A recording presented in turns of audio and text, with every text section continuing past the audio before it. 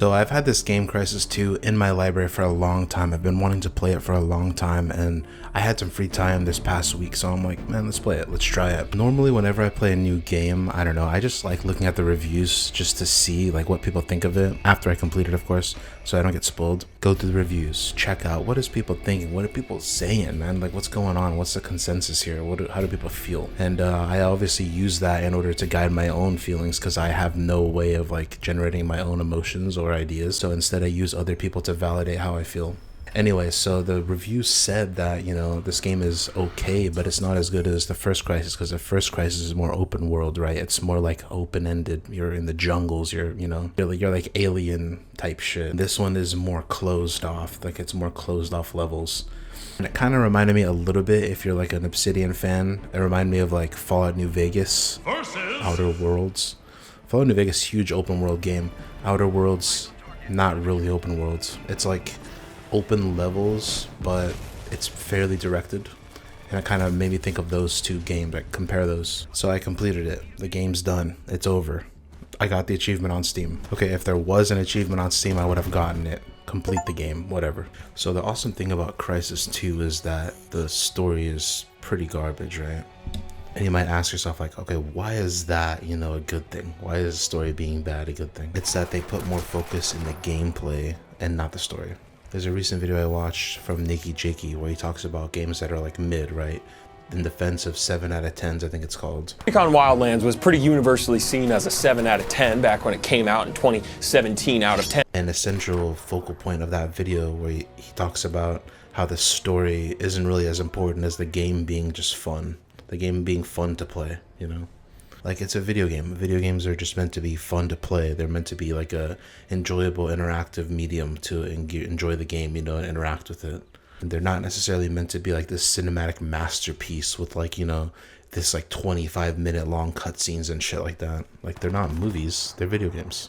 I think Crysis 2 fits that into that 7 out of 10 range really well, because the gameplay is fun, the gunplay is pretty fun, the suit like activations, like how you have to use like armored mode for falling or stealth mode, it's just, you can just use stealth mode for everything and probably just beat the game by stealthing through the whole thing. Or there's like night levels where you have to use like night vision to see, or like dark areas where you have to use it. And when you go into certain areas, like big open areas, you can use like your visor to kind of look where all the enemies are, where there's like, you know, potential strategies to go down, shit like that. I think that's cool. That's like, the ideal is to blend the gameplay with the story elements like really well and interweave it to where, you know, I think that's where video games really excel. But I don't know, man, it's not easy. It's like only a few games have done that effectively. It's very tough to do it. So yeah, or you just go with gameplay. You just focus on gameplay primarily, get people interested, get people like addicted to the gameplay loop, and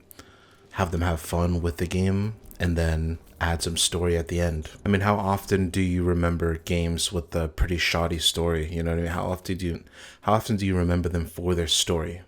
Kind of like, you know, not really, right? You don't think of a game for their story a lot of the time, unless the story is really exemplary and it's like really in depth. Most of the time you're going to think of a game in terms of its gameplay, right?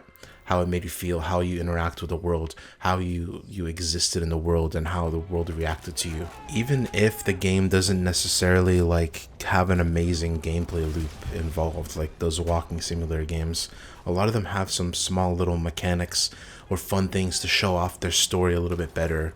And I think a great example of that is What Remains of Edith Finch. That game is great because it, you know, tells a cool, interesting story, but it also has like some gameplay elements that are at least a little interactive.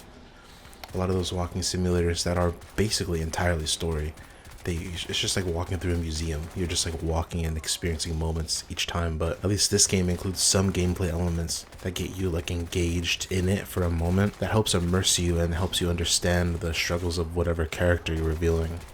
Or you can just go on the totally other opposite end of the spectrum and just focus on gameplay. Just make a game that's addicting, that's fun, that you want to go in there and you just want to play the game. You don't even care about what's happening in the game, right? You just want to keep getting fed the same kind of idea and maybe adding some flavor into the game here and there.